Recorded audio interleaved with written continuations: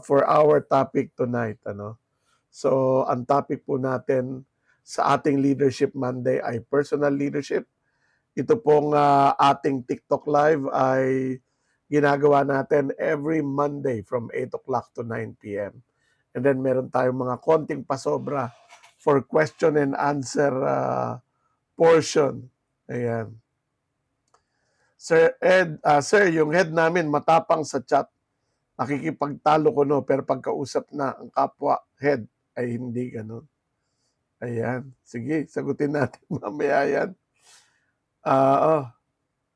What can you say sa leaders na sipsip sa management? Then compared sa doers, sila pa ang napopromote. Sige nga, sagutin natin yan mamaya. Let me just go through our scheduled program today.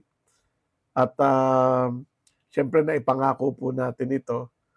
This is the 4th of our series on personal leadership. At ngayon, ang pag-uusapan natin under personal leadership is prioritization and time management. Okay. So, bago po ako magtuloy, konting advertisement lang po.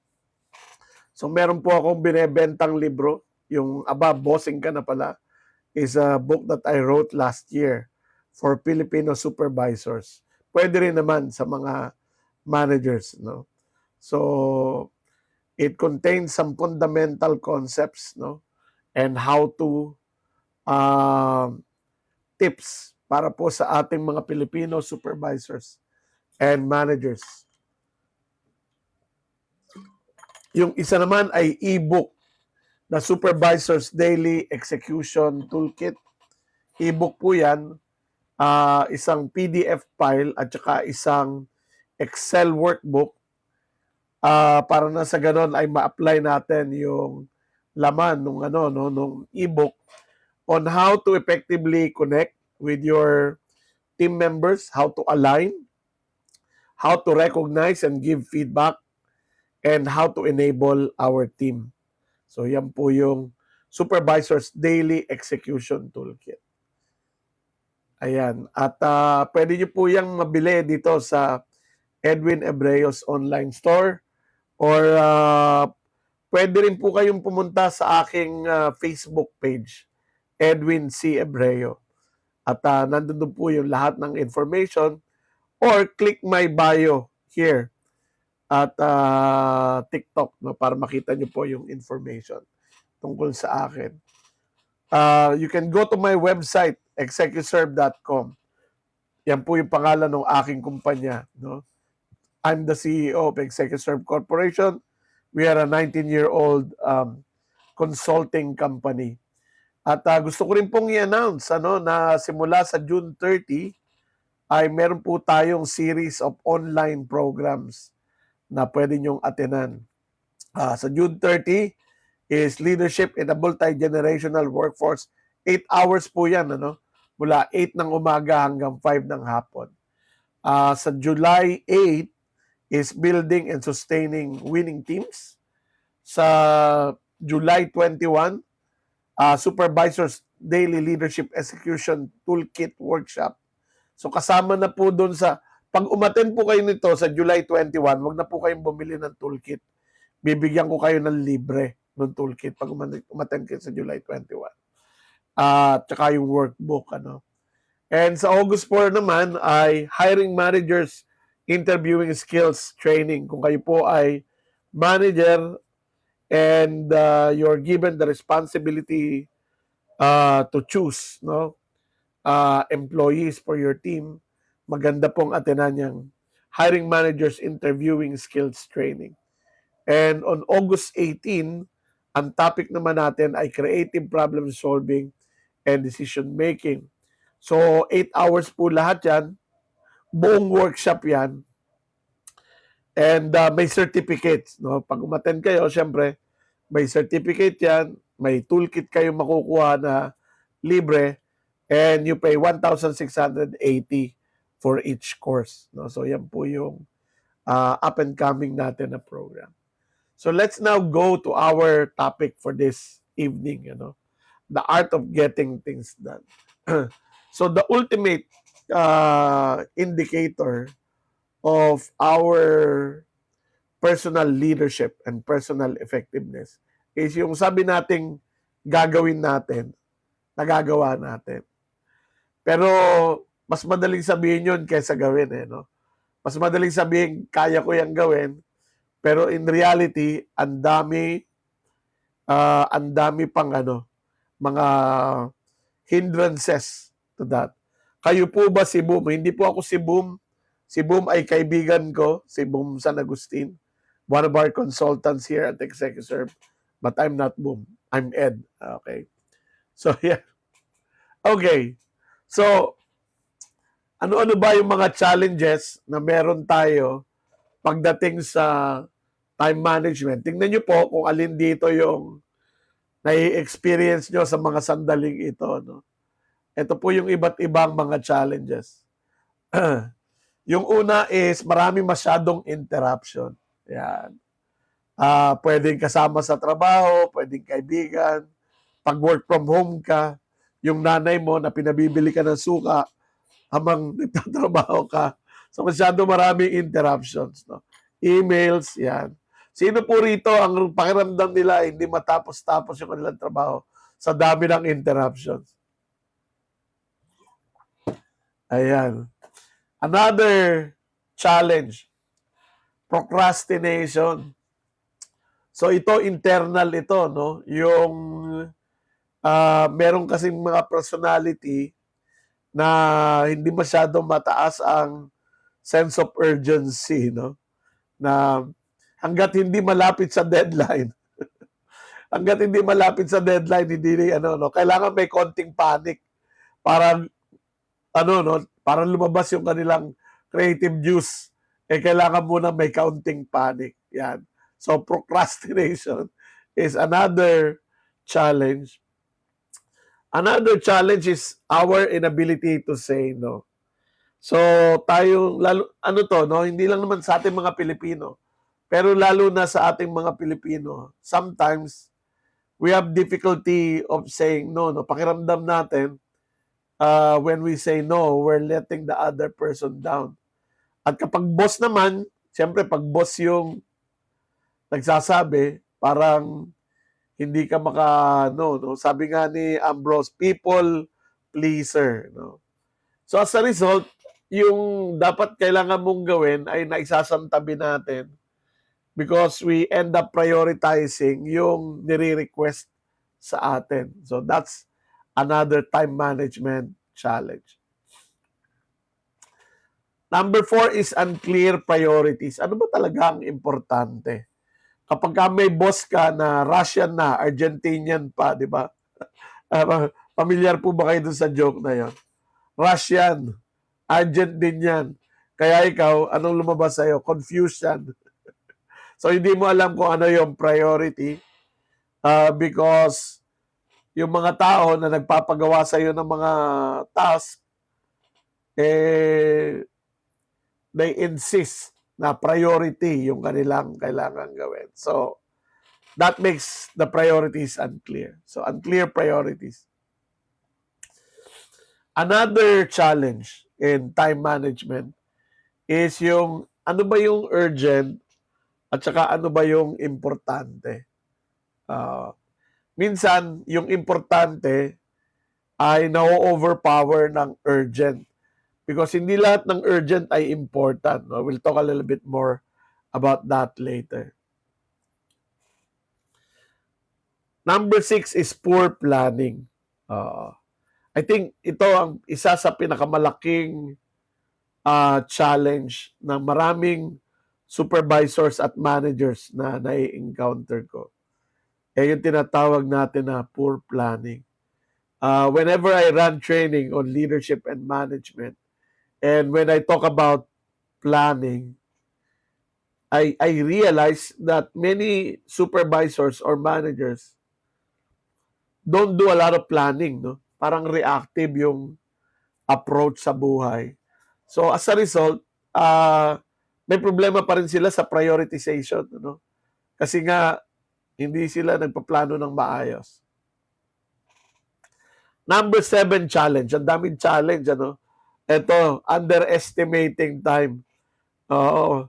Ano to, challenge sa atin itong mga ito. Yung, nasan ka na? Where na you? Dito na me. Malapit na ako. On the way na. So we end up being late. Yan yung underestimating or miscalculating the needed time to do the work. Number 8 is multitasking. So, uso yan ngayon, ano? Multitasking. Pero kasi, there are a lot of studies that show that multitasking is not very effective, no? Pakiramdam natin, ang dami nating ginagawa, pero because we're multitasking, marami tayong hindi natatapos. So, isa sa nagiging challenge natin yan, yung multitasking. And then, distractions. Sobrang daming distractions ngayon. There are a lot of studies on this, even among children, ano, na sa dami ng distractions. Ang dami nating hindi na-perfect or hindi natin na-execute ng tama. Because there's so many things that grabs our attention. And then finally, ito matindi, and I see this a lot. One of the reasons why we are unable to prioritize is because of our lack of motivation. I just don't feel like it. Sino po dito yung may ganong experience na parang pakiramdam mo, wala ka ng pagkukunan ng energy to prioritize. No? And if you are a supervisor, you're a manager, you need to recognize na kung nararamdaman mo yan, pwedeng nararamdaman din yan ng mga team members mo. So yun yung 10 mga challenges. No? I hope na meron kayong na-identify doon na pwede nyong i-address. And hopefully tonight, in our session, ay makatulong itong topic natin. Ngayon, when we encounter different kinds of challenges, ideally, it should bring out the best in us. Unfortunately, sometimes it brings out the worst in us. So, meron tayong tinatawag na time management monster types, no? Na kailangan nating i-address. Let's take a look at each of these monsters and see if you can recognize any of this. Okay? Yung una nating time management monster type ay yung perfectionist. Meron akong kaibigan na katrabaho ko nung araw sa isang retail company na napaka-perfectionist na tao, no? At yung kanyang report, pagka sinabmit niya yung kanyang report, so mga supervisors kami and we report to the head of HR, no? And we're supposed to submit our regular reports. Yung kanyang report, pagka sinabmit niya, talaga namang grammatically correct, okay, crossed all the T's, no? Sabi nila. And lahat ng punctuation mark ay nasa tamang lugar. Gumagamit ng mga highfalutin English. Alam mong pinaghirapang mabuti yung kanyang report. Unfortunately, 1 linggong late yung kanyang report. No? So, na-experience nyo po ba yan na natatakot kayo? So, ito yung time management monster that you have to deal with is yung kapag ka natatakot kang mag-submit ng hindi perfect na report, no? So, maganda yung trabaho mo, pero it's late. Meron akong isang staff dati, pinagawa ko siya ng ticket para sa Christmas party. Yung ticket na yon ay pipilasin, tapos ibibigay yung staff sa employee, no? And it took him a week to do that, ano? At pagkakagawa naman nung Christmas party stub ay napakaganda. Unfortunately, sa tagal ng oras na ginugol niya doon sa trabaho na yon, he could have done a lot of other things, no? So, yun kung minsan ang nagiging problema is we fail to recognize what is required. So we always give our 100%. That's not necessarily bad. But if it is done, and in the process, nako-compromise yung ibang trabaho, then it's not very ideal. So that's your first time management monster. Okay? The next one is chatty-catty. Problema ko yata ito. Chatty-catty. So you love to talk and every interaction becomes a long conversation, especially when an unpleasant task is waiting. Okay, meron po ba kayong nakatrabaho na ganito na dinadaan sa kwentuhan yung trabaho, lalo na pag ayaw nila yung gagawin, ano? So, ayan. So, ano yung typical na descriptor nila? They talk longer than planned during work time. Okay? Uses social interaction to delay tasks and loses focus because conversations keep expanding. Yan. So, you have to pay attention to that. Masyado ka bang makwento to the extent na nabuubusan ka ng oras para gawin yung trabaho? Okay. Nangyayari din ba na sa tindi mong makipagkwentuhan ay naiistorbo mo yung mga kasama mo sa trabaho with your story? No? So, that can happen. Time management monster number 3 is the Aquarian. Ito yung mga taong super laid back. No? You are so laid back that tasks, calls, and follow-ups get avoided. What feels relaxed becomes simple task avoidance. Ayan. So, they put off action until later. They avoid calls or follow-up.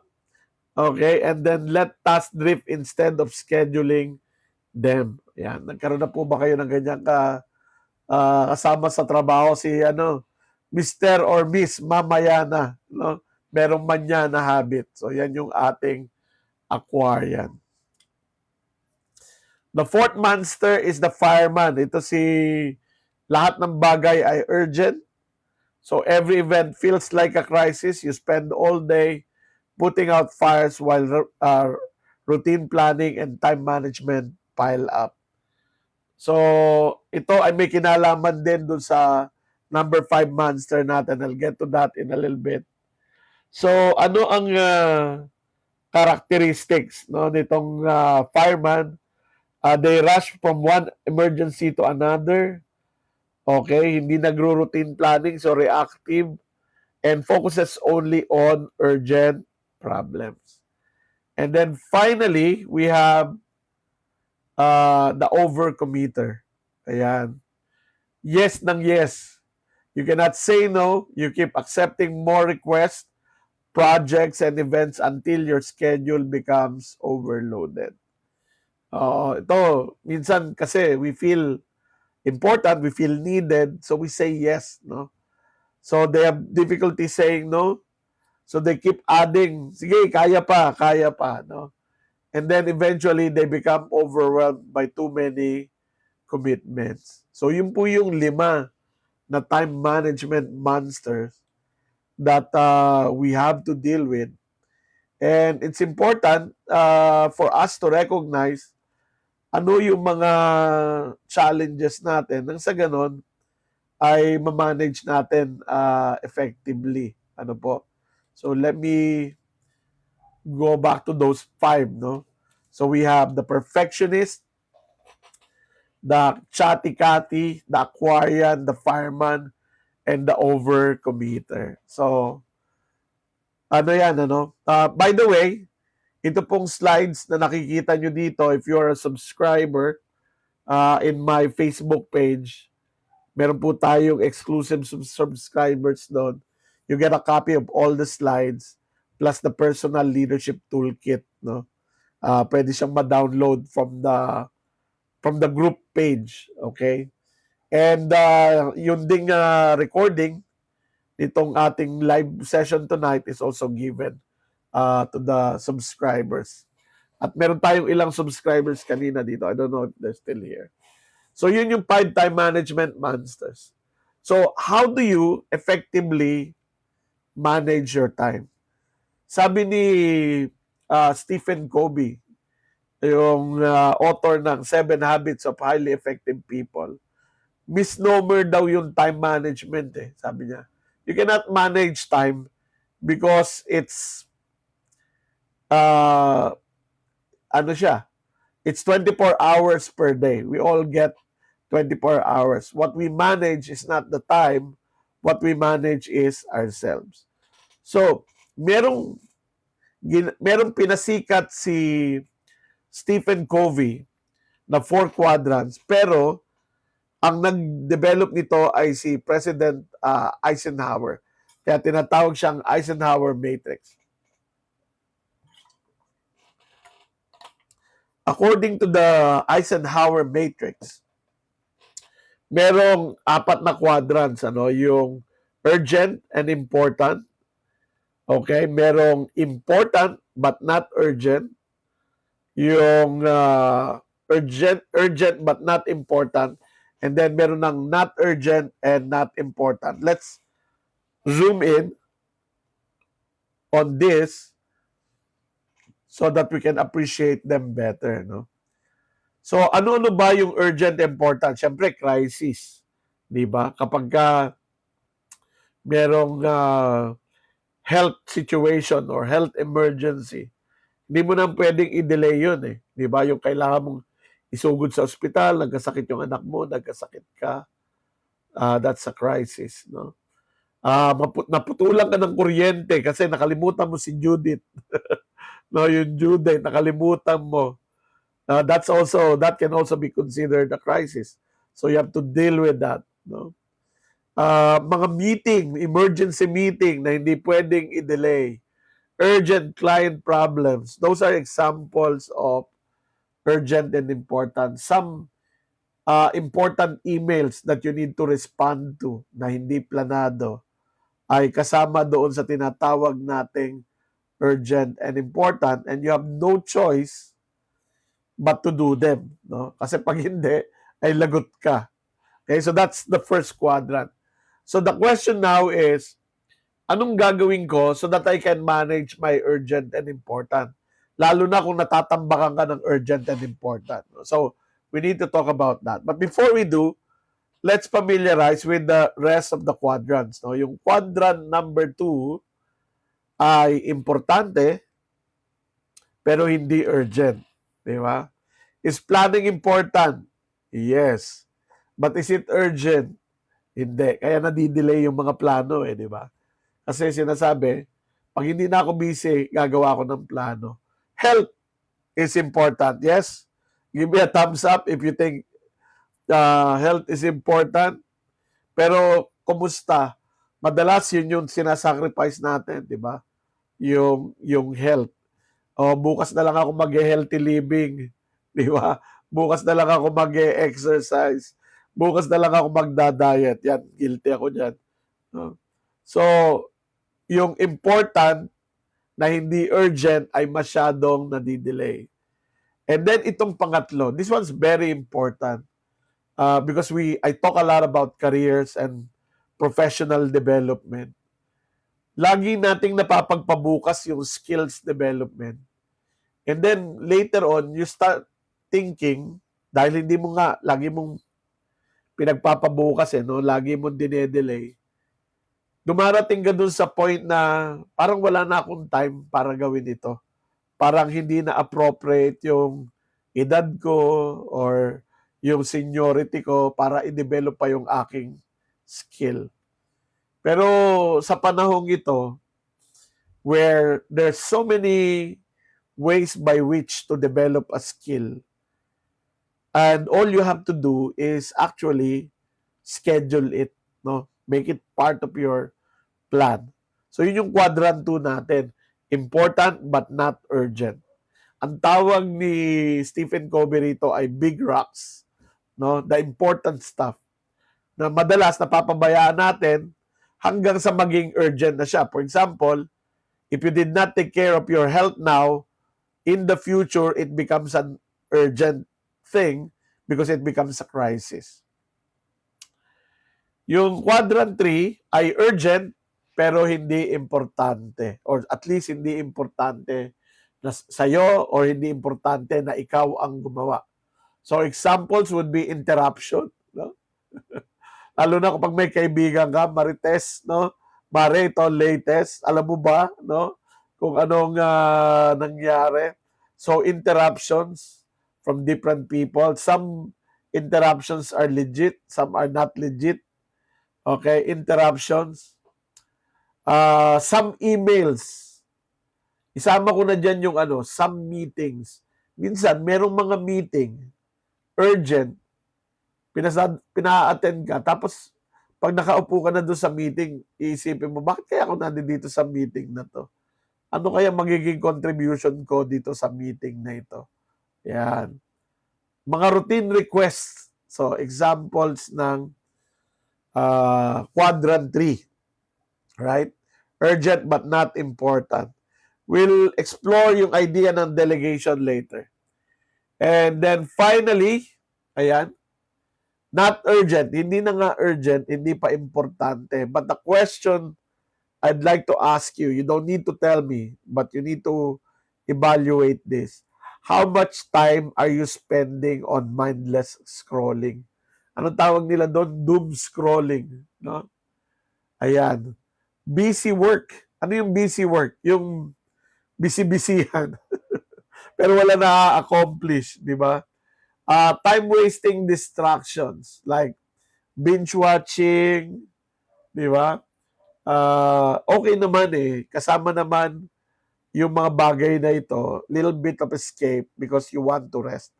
Pero, if it's eating up a lot of your time, then it becomes a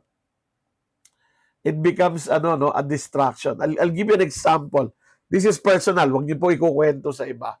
Meron time na na-addict ako sa Pokemon Go. Na-addict ako sa Pokemon Go. So, ang taas ng score ko sa, ano ba yun, yung level ko sa Pokemon Go. And because I travel a lot in training, so I get to go to different places. I get to collect a lot of Pokemons, And it should be fun. As a matter of fact, it was fun. Pero dumating dun sa point na I was so focused on leveling up na maraming maraming nag-slow down sa aking personal and professional growth because I found the Pokemon Go game as a great escape to my challenges and my pressures. And then when I realized, a few years ago, I realized that it's becoming unproductive. Ginagastosan ko pa yung Pokemon Go. I started telling myself, if I don't stop this now, I will not be able to hit my targets or my goals. So anong ginawa ko? Cold turkey. Manghiyak-ngiyak ako habang ina-install ko yung Pokemon Go. And there were a number of temptations recently to install it again. Pero iniisip ko, if I don't know how to handle myself in that situation, I might as well not see it again. Never see it again. No? So yan yung quadrant 4. Not urgent, not important. So the question now is, saan ka nakatira? Saan ka nakatira? How much of your time is spent on quadrant 1, on quadrant 2, on quadrant 3, and quadrant 4? So, before I end tonight, ay aalamin natin ano ba yung magandang ratio. No? What's the ideal ratio of the amount of time that we spend on each of these quadrants? But before we go there, I have a few recommendations on how to deal with each quadrant. So kung ready na po kayo, I'll go to that. No? So yung una natin is yung quadrant 1. Ang sabi dyan is do. Just do it. Di ba? Act immediately. Tingnan nyo po kung talagang priority siya. Kung hindi, i-challenge ninyo. Challenge the prioritization. Pagka hindi, Pero kung talagang priority siya, you have no choice but to do it. No?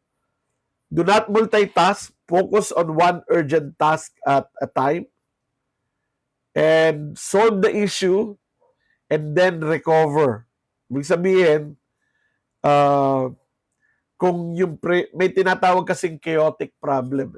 May chaotic problem, hindi mo ini-expect. A crisis, for example, na naputulan ka ng kuryente, for example. Naputulan ka ng kuryente kasi nakalimutan mong magbayad.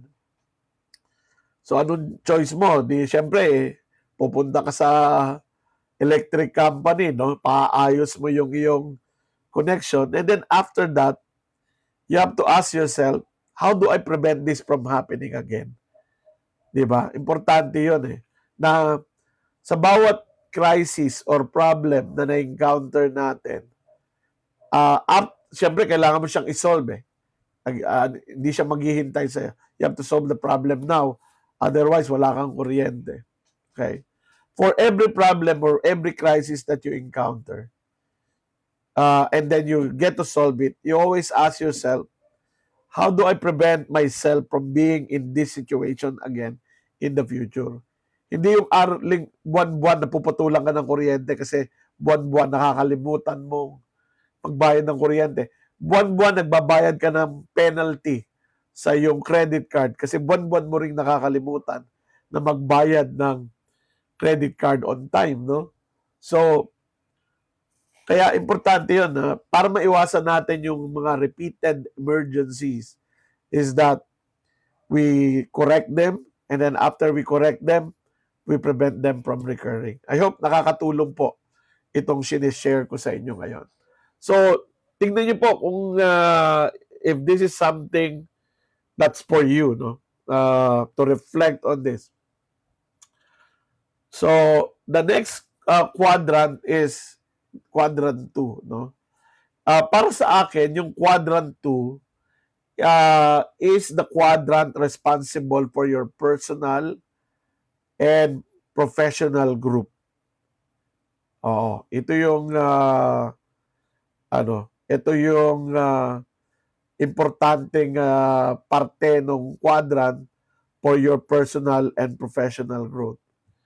So, we're talking about learning, we're talking about planning, we're talking about your health, we're talking about family, relationship,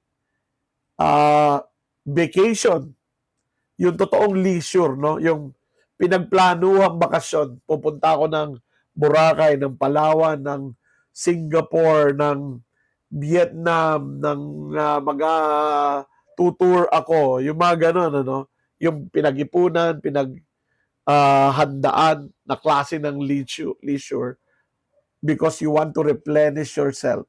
You want to expand your horizon. Diba? Nandun lahat to sa quadrant 2 eh. So ano ang recommendation sa atin pagdating sa quadrant 2? Una, planuhin. Diba? Schedule it. Ilagay sa kalendaryo. Right? Yung mga big goals. Tomorrow, I'm running a workshop and we're going to talk about planning. And madalas, pag tinatanong ko yung mga participants, pag tinanong ko sila, anong goals ninyo? Sasabihin lang, gusto ko makapagsimula ng sarili kong negosyo. Gusto ko maging ganito ko. Gusto ko ma-achieve ito. And then when I ask them kung kailan, ang sagot sa akin, balang araw. Someday. Magtatayo ko ng negosyo. Kailan? Pag may puhunan na. Kailan ka magkakapuhunan? Anong binabalak mong gawin para magkapuhunan ka? Puro balang araw. No? So, hindi yun makakatulong sa'yo. So, break big goals into next steps. Those, we call that planning. Protect time for important work. So, halimbawa, nag-schedule ka na, a-attend ako ng ganitong training because I want to develop this skill. Di ba? Tapos pag kami inuutos sa'yo, may kailangan gawin, you have to protect that time eh. Kailangan mo sabihin, this is an important developmental task for me. I need to take this. I need to take this training. I need to study this. Kailangan protektahan mo yun.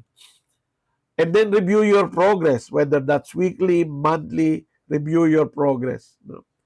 And then build routines before urgency appears. Okay?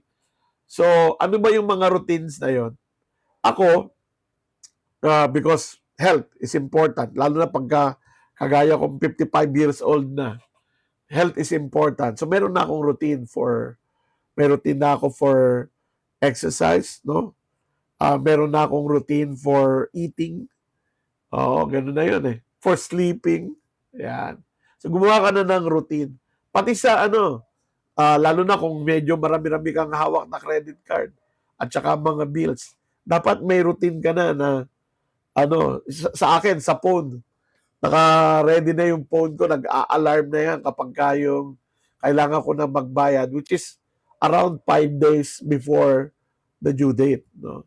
So, come up with routine. So, again, ano yung mga examples ng important but not urgent but we need to do? We need to schedule, planning, exercise, skills development, relationship building. Have time for your family, your loved ones. Kasi, towards the end, yan naman ang mga kasama mo, hindi naman yung mga co-workers mo. Let's now look at our quadrant 3. No? So ano yung example ng quadrant 3?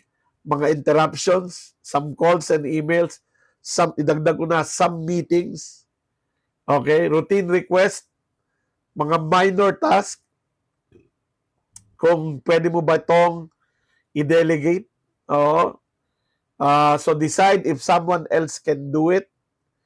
Ito yung sinasabi ko sa mga supervisors at mga managers. Maraming mga managers ang nauubos yung oras or supervisors, nauubos yung oras sa technical work rather than supervisory or managerial work kasi hindi sila naglalaan ng oras for training their team members so that they can delegate better.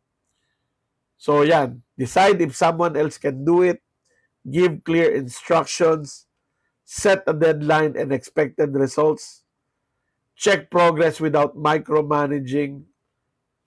Importante yung part na yon, without micromanaging. Kasi pag nag-micromanage ka, ubos pa rin yung oras mo. And reserve your energy for higher value work. Yan po yung quadrant 3.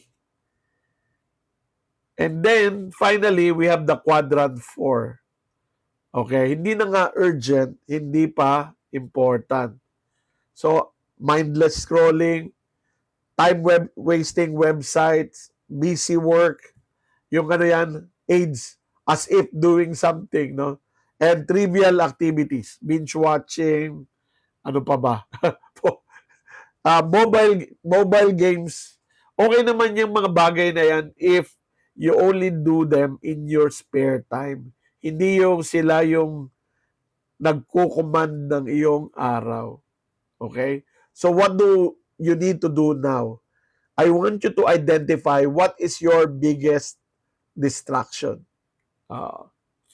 Ako, I have to admit, I have to reduce my mindless scrolling. Kung minsan kasi, sabi mo, 3 minutes. Mamaya, 3 hours na no? So what I do now with scrolling, because probably that's the only entertainment I have right now, is to scroll sa TikTok or sa Facebook, is I give myself time. I'm going to do this for 15 minutes. That's it. Because I have other things to do. Hindi 15 minutes and 3 hours, 15 minutes. So, lagyan mo ng deadline, yung oras. No? So, I'm going to do this for this amount of time. Yung websites, if you're trying to look for websites, they have to be purposive. Bakit ko tinitingnan itong mga website na to? How does this contribute to me? Okay. Yung busy work ay nasosolve ng planning. No? And kapag ka intentional yung pagtatrabaho mo, mababawasan yung tinatawag na busy work and trivial activities. No? So, Oo. So sabi nila, okay lang ba every Friday ng gabi maglalaro ako ng computer games? Ang idea doon is to assign a block of time. Sabi mo, ito ay 30 minutes or isang oras, I'm going to do this for this amount of time. And that's because, kaya mo sinabing yung time na yun yung low productive time mo. And you already expect that by that time, nagawa mo na yung lahat, yung important and urgent at saka yung important but not urgent. Paano po pag ayaw po ng management to spend time ang employee for skills development kasi not productive daw po? That's an interesting thought, ano? And I would agree with you on that. Nagkakandak ako ng training sa maraming kumpanya. At merong mga managers ayaw magpa-attend ng participants kasi pakiramdam nila ay inaagaw yung oras na dapat sana ay productive work doon sa skills development. Ibig sabihin nun, yung mga managers na ganon ay kulang yung kanilang appreciation sa professional development ng kanilang mga tao. Ang kanilang priority is just to get the work done. Ano? And it's sad. No? I wish meron akong pwedeng sabihin na makakapagpabago sa ugali ng mga managers na ayaw mag-train ng tao. What I try to do to change that situation is to communicate with HR and learning and development to expand their influence in the company. Marami kasi talaga mga kumpanya. Minsan, nasa training, nagtatrabaho. Bakit? May deadline. Ayaw igalaw ng mga managers. So, one of the things that I hope we can do now and in the future is to stay in a company na binibigyan tayo ng pagkakataong mag-grow in terms of skills development. Kasi maraming mga skills ngayon na nagiging obsolete because of technology, because of AI. We need to constantly upgrade and update ourselves. Kung hindi tayo binibigyan ng panahon ng mga managers natin na mag-aral at matuto, if they're not supporting our development, the only thing I can say is to look for a better company. Di ba? To look for a better company that will give you a chance to develop yourself. Ngayon, pagka sinabi mong, Ed, ang problema, dahil nga hindi na-develop yung skill ko, hindi ako marketable, no? Hindi attractive yung aking skill sa market. And I'm with you on that. Naintindihan ko yan. Ito yung aking recommendation. It will require some sacrifice. Which is what? To allocate maybe an hour, 2 hours of your personal time on personal development. Kasi wala nang excuse ngayon para hindi matutunan ang isang bagay. Lahat ng technology, learning technology is available online. You being here, for example, in this learning session is, I imagine your personal time you're investing on how to manage your time more effectively. And there's a lot of this going on. And if you're willing to invest time or you're willing to invest some money, pwede mong anihin yun in the future. Diba? So, yan. So, yun po yung quadrant 4. Okay? So, 4, So, ito yung recommendation. Spend 20 to 25% of your time on urgent and important. So, ang assumption natin dito is that you've done well. And i-highlight ko lang po Masyadong maliit. Yan.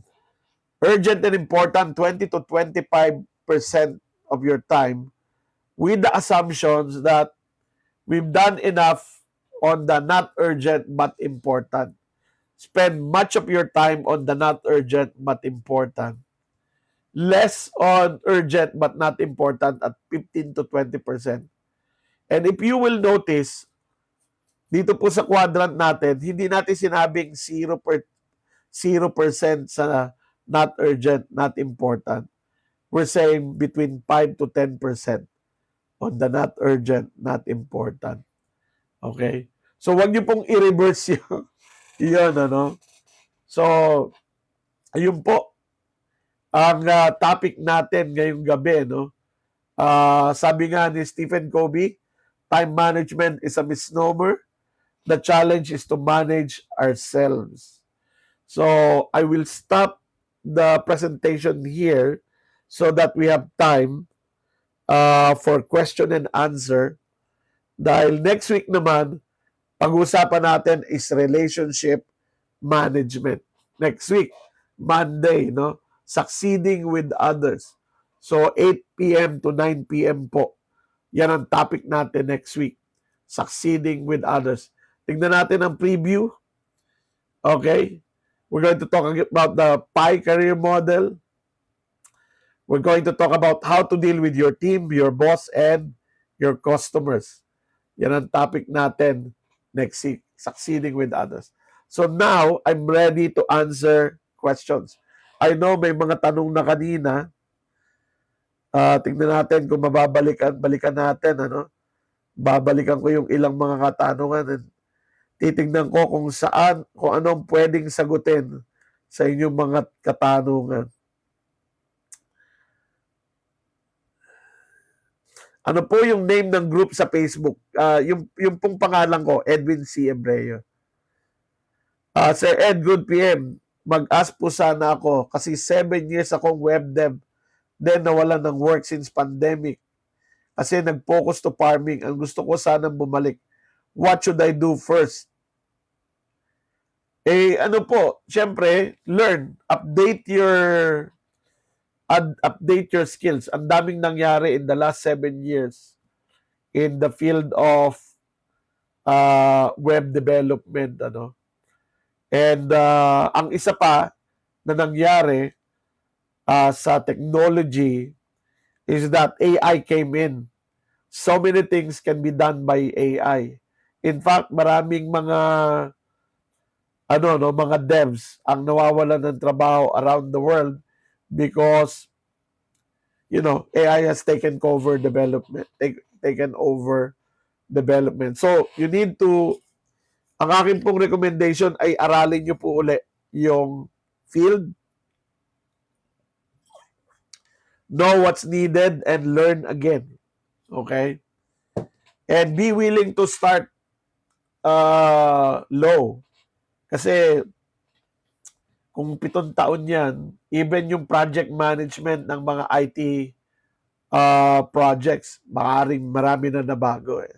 So there's so many things to, So I'm not saying don't go there. I'm saying study the terrain. Pag-aralan po nyo yung terrain at train yourself to be updated with the latest technology.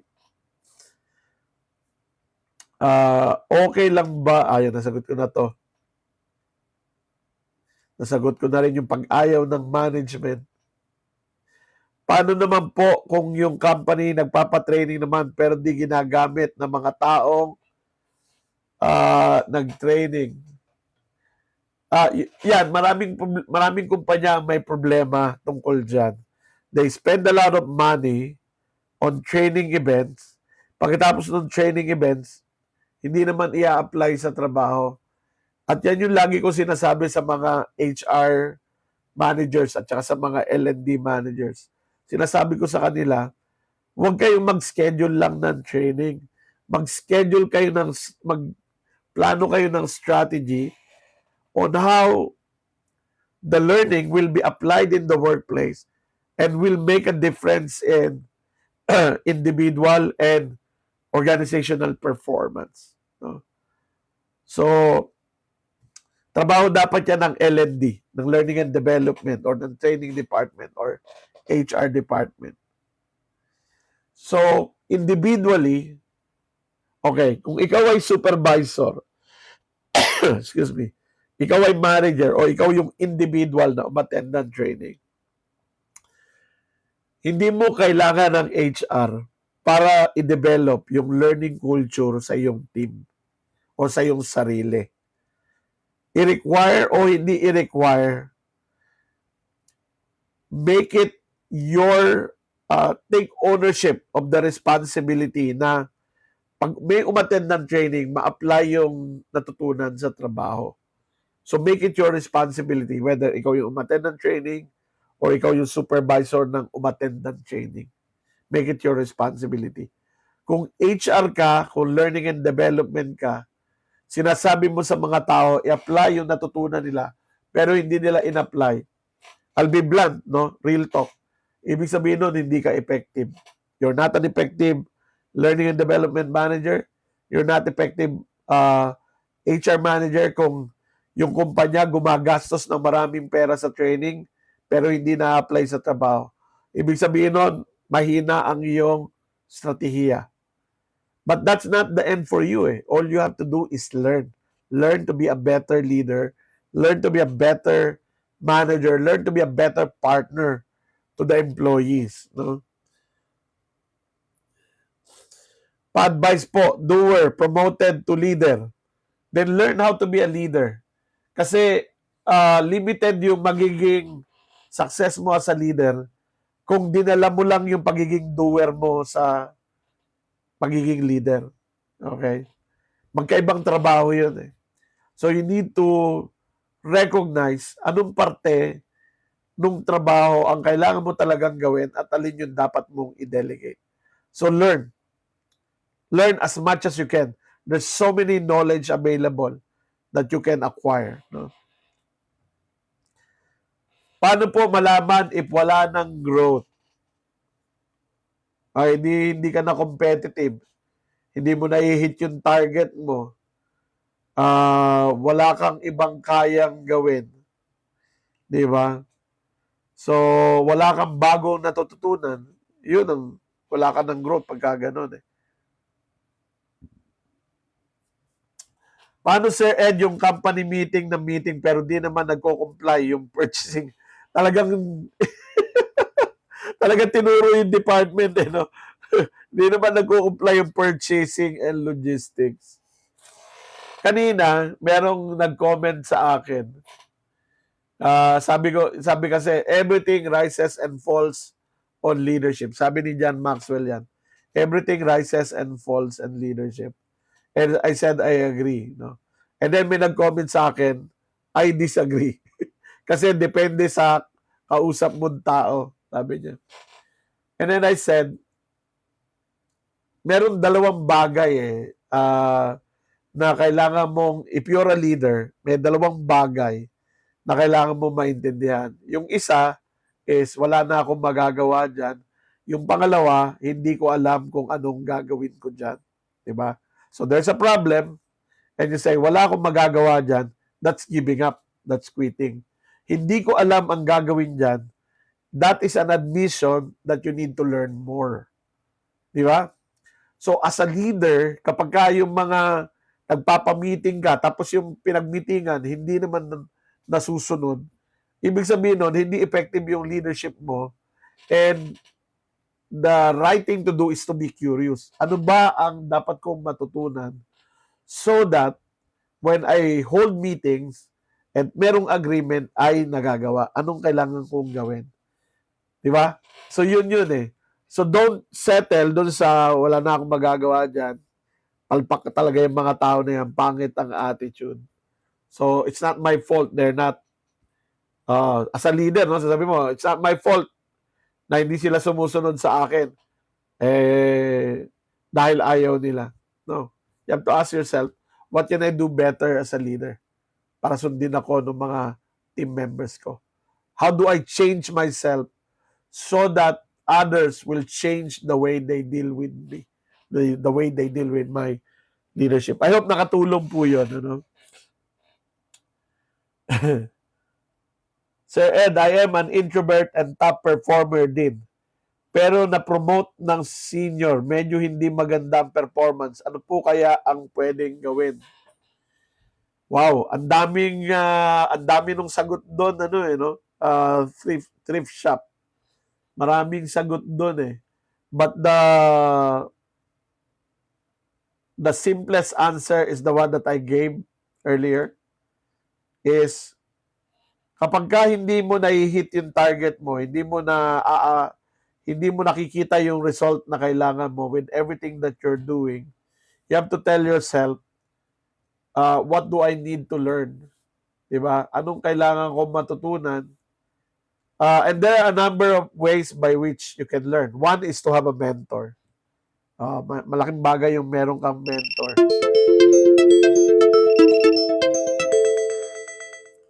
Okay. So, yan. Dapat meron kang mentor, magbasa ka. Minsan, si ChatGPT, pwede mo rin tanungin. Baka mabigyan ka ng magandang advice ng ChatGPT. Pwede naman yun. You can explore different avenues of learning. Ano po? Tignan natin yung ibang mga tanong.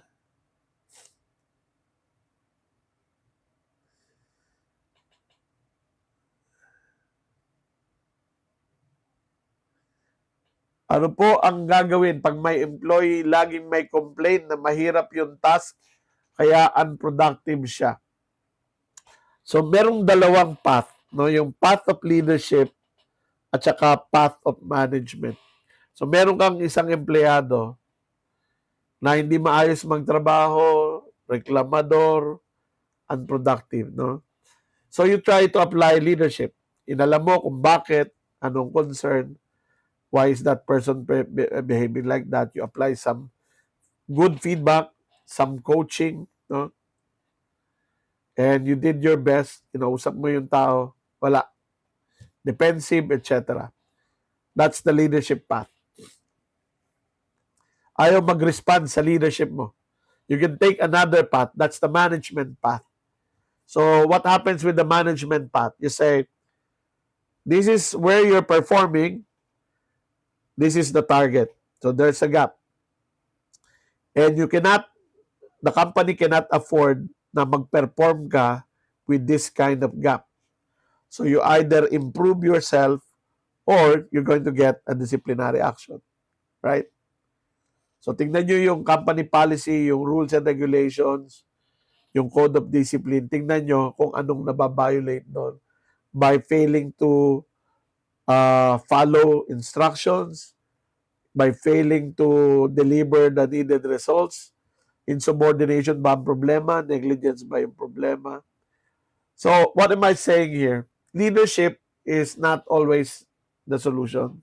Sometimes, when people don't respond to your leadership, you have to manage them.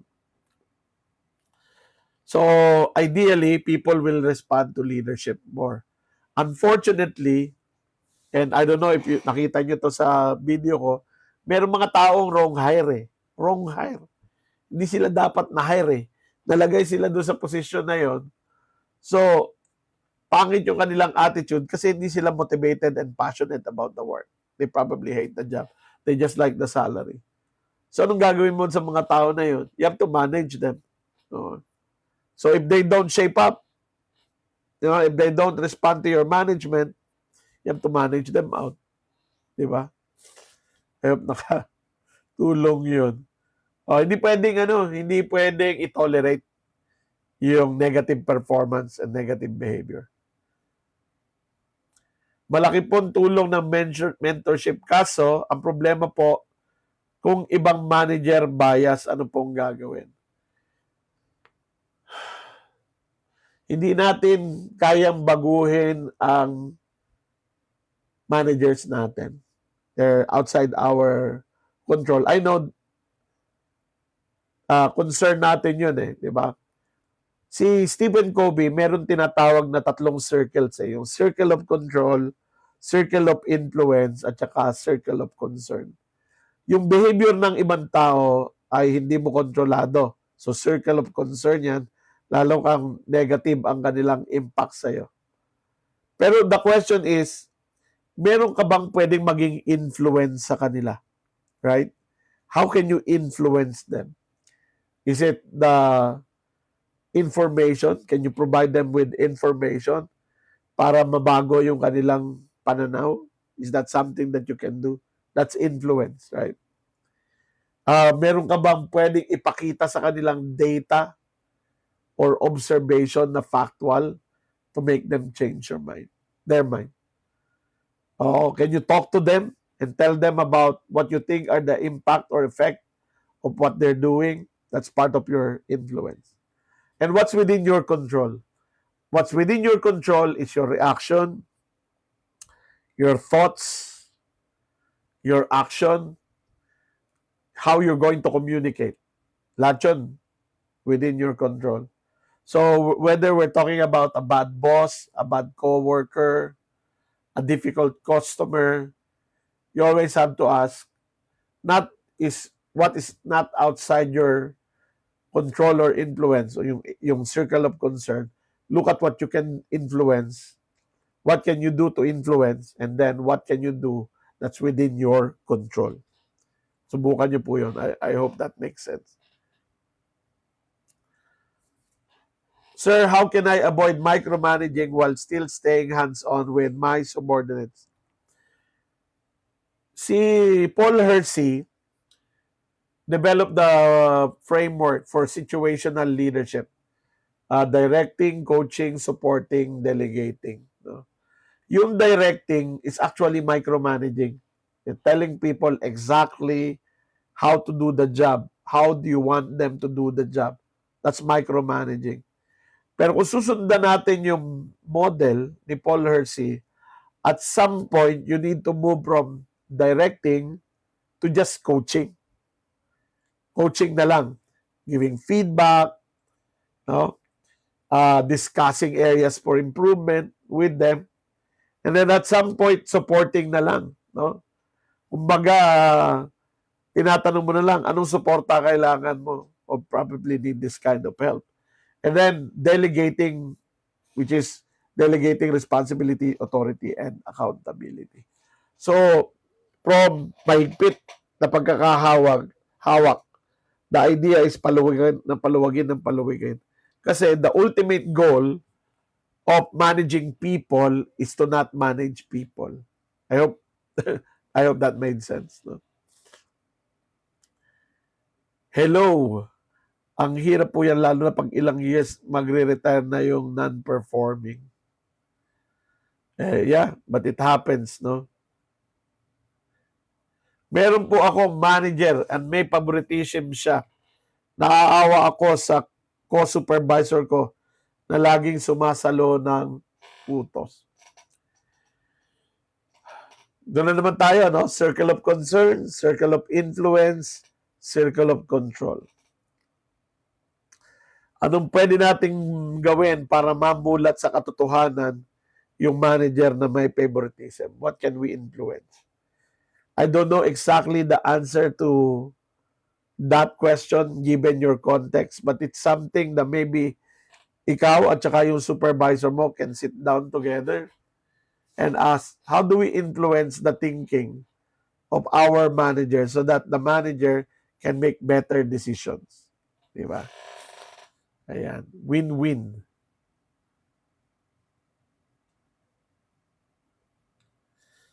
Paano mo po i-manage yung mga tenured na pero na-stuck sila sa position nila?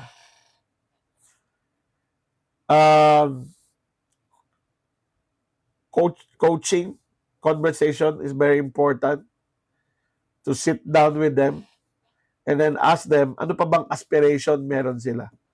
Pagka sinabi nilang, di, okay na ako, naghintay lang ako ng retirement. Okay. Okay, support that. So, lay down your expectation. So, kung ayaw mo ma-promote and you're already here and you have this much experience, ano ba ang pwede kong i-expect sa'yo dun sa duration na yun? So, ang ano lang naman natin sa kanila is make sure that they hit their targets, di ba?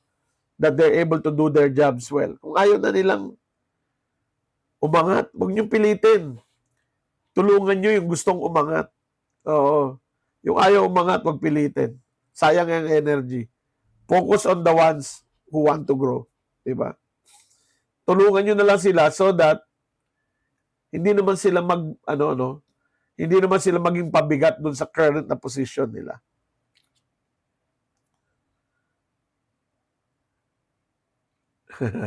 Ultimate goal of managing is not managing people. Di ba?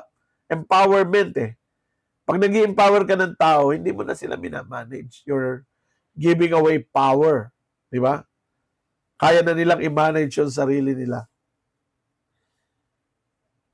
As Gen Z, when is the right time to job hop? Okay.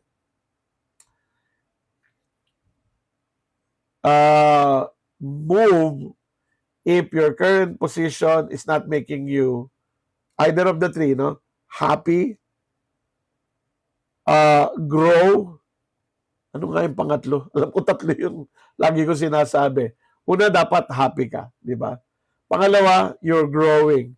Pangatlo is that you have a good relationship with the people you're working with. Okay? Growing means you're growing in skills, you're growing in your role, or you can expect a growth in role, meaning tataas yung position mo in the future. Kung sa tingin mo ay nagplato na yung mga bagay na yun, maybe it's time.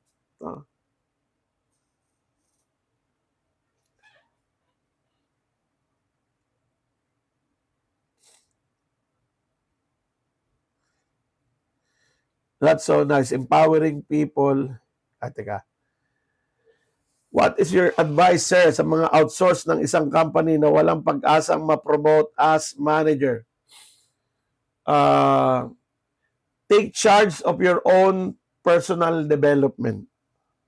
Para nang sa ganon ay hindi ka nakadepende sa isang kumpanya. Kailangan natin sa mga panahong ito, mga kasama, mga kaibigan, transferable and marketable skills. Tingnan nyo, meron ba akong marketable or transferable na skill? Magkukwento lang ako ng konti. Total, ginaganaan ako. Maraming nagsasabi, nag-post ako ng video, at doon sa video na yun, sabi ko, a wrong hire will not be corrected by training. Right? Then, daming mga comments. Then, some comments are saying, hindi ka talaga ma-hire dahil merong mga malalakas ang kapit, may favoritism, etc., etc. No? So, in my mind, ito yung naisip ko. Like, lahat ng in-applyan mo na hindi ka natanggap, dahil merong mas malakas ang kapit. Totoo ba yun? Di ba? Or are you making it an acceptable reason dahil hindi ka natatanggap sa trabaho because yung mga kalaban mo ay more qualified than you? Di ba? That not only do they have the right skills, they also have the right attitude. Kasi sign yun eh. Pagka apply ka ng apply, walang tumatanggap sa'yo. Okay, huwag kang mag-sour grape. Sasabihin mo, unfair to mga kumpanya na to, kaya hindi ako na-hire. Hindi. Kaya ka hindi na-hire is because you don't have transferable and marketable skills that they can use. So what's the message here, folks? Alamin mo kung paano mo paaangatin yung capability mo so that you are desirable to other companies, di ba? How do you put your best foot forward in your profession? And then sasabihin mo, hindi, demotivated ako eh. Ito kasing supervisor ko, manager ko, makapal ang mukha eh. May favoritism eh. Hindi rin ako dinidevelop. Huwag mong ibigay yung susi ng iyong tagumpay sa kamay ng ibang tao. Grab it. Take ownership of it. Be your own investor. Yan po masasabi ko. Ayun, pasensya na kayo, naging passionate ako doon. Because I believe that, na kung gusto mo talagang umunlad, huwag kang umasa sa boss mo, huwag kang umasa sa ibang tao. Pagdating sa iyong development, ikaw ang best and top investor in your growth. Kung hindi ka nag-i-invest sa sarili mo, how do you expect other companies, other managers to invest in you? Di ba?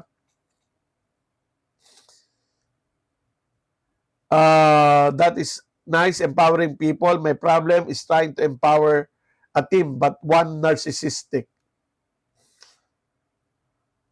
Again, concerns, influence, control. Tingnan nyo po kung anong pwede nyo gawin. That's a very good model to think about. No? There's a new book that I'm coming out with. It's called The Hero Journey. Probably coming to come out mga in a month or two. And about that, yung paano ba natin tinitignan yung problema? Okay? Do we see it as something na hindi natin kayang baguhin and that we are victim of it? Or we find our way through, around, over, or under it? Yan. Something that we need to learn how to do.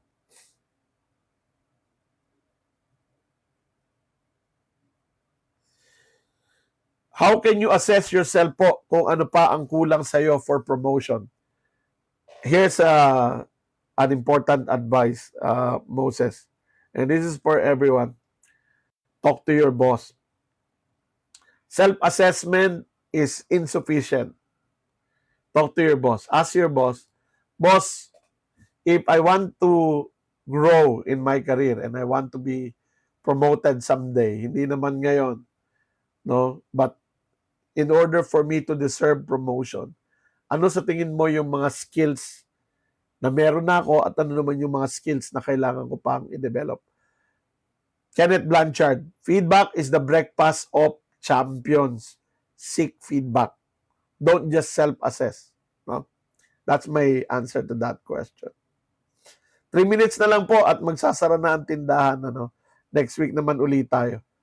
Connection is just step 1. You need to be competitive para hindi naman nakakaya sa nag-repair. Totoo. I agree completely, 100%. My narcissistic subordinate and toxicating team. Toxic team member. Coach the person, does not respond to coaching, give feedback about behavior that you find unacceptable, ayaw sumunod, manage the person out. Kailangan there should be no room in my team, ganun there should be no room for toxic behaviors. I'm 30 and my subordinates are all older than me. Marami po akong video tungkol dyan. Tingnan nyo po if you follow me on TikTok or on Facebook, marami akong video tungkol sa how do you deal with team members who are older than you. How much po yung subscription sa page? 99 pesos a month, pero you also get regular resource materials for development for the price of 99 pesos. At pagka nag-subscribe kayo ngayon, makikita nyo pa doon yung mga in-upload ko na mga presentations at mga toolkits from April. Hindi ko yan buburahin hanggang July. Kasi medyo napahaba itong personal mastery. Nung March at April, marami ako, parang isang episode, isang buong topic. Ito isang topic, isang buwan mahigit kung Go to my page sa Facebook, Edwin C. Abreu, at makikita nyo doon yung subscribe. Kung hindi nyo po makita, i-message nyo ako. I'll send you that. Nakapin yun Nakapin doon sa taas. So all you have to do is click it. You should be able to find it. If you can't find it, send me a message. I'll guide you through the process. Hi sir, pwede po pa ulit yung mga feedback na pwedeng i-comment for promotion. So, tell your boss, meron akong pangarap na ma-promote balang araw. And I need your feedback so that I know how to develop myself. Ano yung nakikita mong strengths ko? Ano nakikita mong areas for improvement ko? Ano yung sa tingin mong kailangan kong gawin para ma-address ko yung mga gaps? Para balang araw makita mo na deserving na ako for promotion. Yun po. Wow, it's 9:15. Maraming salamat po sa lahat na nagstay tonight. Opo, ginanahan po tayo. And next week po uli, Monday uli, 8:00 uli ng gabi. At abangan po nyo yung susunod nating Leadership Monday. Kung gusto nyo pong makita yung longer versions nito, yung mga recordings nito, kasi nagiging clips ito pagkatapos eh. Nagiging clips. Para if you want to see the whole 1 hour, go to my YouTube channel. Meron din po akong YouTube channel. Andun yung mahahaba na mga recordings. Ano po? On that note, thank you so much everyone for staying. I really appreciate your questions. I really appreciate the insights that you shared. So, kita-kits po tayo either dito sa TikTok or sa Facebook. Maraming salamat po at magandang gabi sa inyong lahat. Well, thank you for joining us. See you again next week for another Leadership Monday. Good night.